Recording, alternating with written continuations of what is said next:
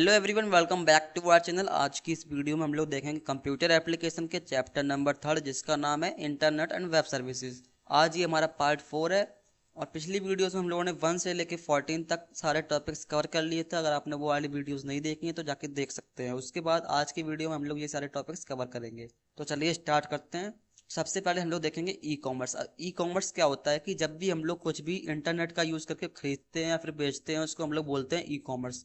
तो इसकी डेफिनेशन देख लेते हैं सबसे पहले। तो e commerce means buying and selling products online. ठीक है। उसके बाद जो सेकंड पॉइंट है वो क्या है, people find it convenient to compare the different products and purchase them from the comfort of their home. मतलब कि तुम इमेजिन करो, तुम जा रहे हो मार्केट में कुर्सी खरीदने, ठीक है। तो वहाँ पे तुमको चाहिए ब्लू कलर की कुर्सी, बट वहाँ पे कहीं पे भी तुमने जितनी दुकान देखी या फिर जितने भी मॉल्स देखे वहाँ पे ब्लू कुर्सी थी ही नहीं। तो क्या करोगे तुम, कोई भी जो तुम्हें अच्छा कलर नहीं लगेगा वो वाला तुम ले लोगे। उसके बाद ठीक है। बट ऑनलाइन क्या होता है कि तुम अगर ब्लू कुर्सी तुम्हें ढूंढनी है तो तुम्हें वो मिल ही जाएगी कि कैसे भी मिले। मतलब कि अगर तुम उसमें लिख दोगे चेयर सेट ब्लू कलर तो वहाँ पे मतलब कि वो ब्लू कलर में आ जाएगी तुरंत पहले ही बार में। तो वहाँ पे क्या होता है कि वहाँ पे इजी होता है कुछ भी प्रोडक्ट को खरीदना।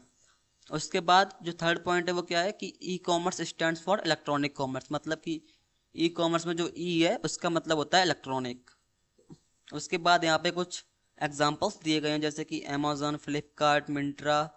ठीक है। और अब हम लोग देख लेते हैं advantages and disadvantages of e commerce. सबसे पहला एडवांटेज क्या है कि यहाँ पे आपको कोई भी सामान खरीदना है तो ये नहीं कि दिन है रात है, आप जब चाहें तब खरीद सकते हैं।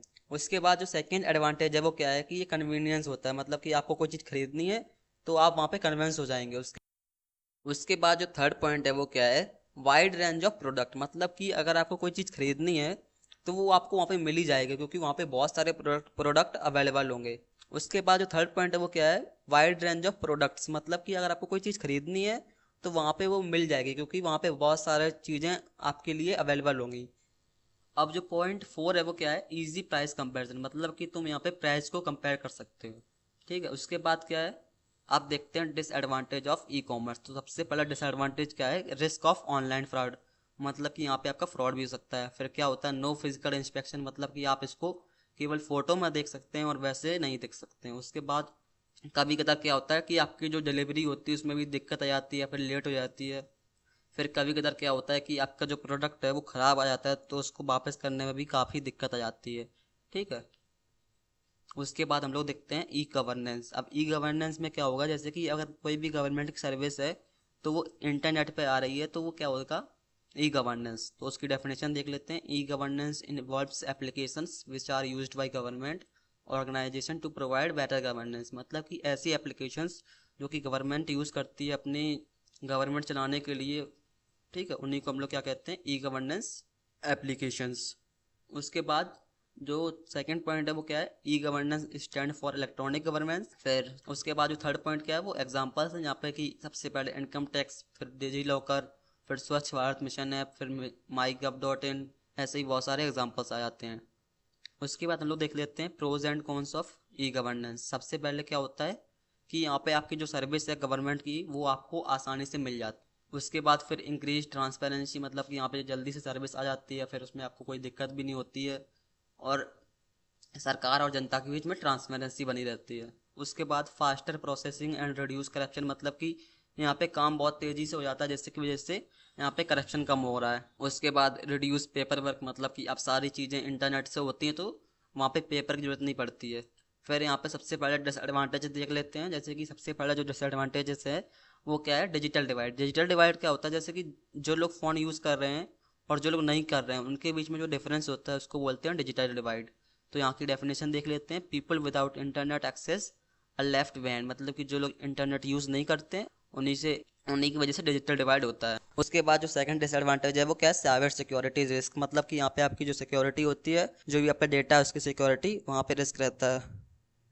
उसके बाद जो थर्ड पॉइंट है वो क्या है, technical issue and server down time. मतलब कि यहाँ पे कई सारी दिक्कत आ सकती है जैसे कि सर्वर डाउन और बहुत सारी दिक्कत है। ठीक है। उसके बाद हम लोग देखते हैं ई बिजनेस। अब ई बिजनेस क्या होता है, जो भी बिजनेस हम लोग ऑनलाइन करते हैं इंटरनेट का यूज़ करके उसको बोलते हैं ई बिजनेस। बट यहाँ पे सबसे पहले आपके मन में एक क्वेश्चन आना चाहिए था कि ई बिजनेस और ई कॉमर्स में क्या डिफरेंस होता है। जब हम लोग कुछ भी सेल करते हैं, बाय करते हैं तो उस प्रोसेस को बोलते हैं e commerce. But E business क्या होता है कि जो भी सर्विस दे रहा है ले रहा है इंटरनेट की हेल्प से, उसको हम लोग बोलेंगे ई बिजनेस। जैसे कि आपने कोई वीडियो एडिटर खरीदा या फिर कोई भी ऐप खरीदा जो कि आपको हेल्प कर रहा है कुछ भी काम करने के लिए, या फिर आप देख रहे होंगे अभी आईपीएल चल रहा है, तो आईपीएल में क्या होता है, जैसे कि आपको आईपीएल देखना है तो कोई भी ऐप चाहिए होता है, तो ऐप में क्या होता है कि वो पेड होता है, तो आपको वहाँ पे पैसे लगाने पड़ते हैं, जिसकी वजह से वो फिर ओपन होता है, मतलब सब्सक्रिप्शन लेना पड़ता है।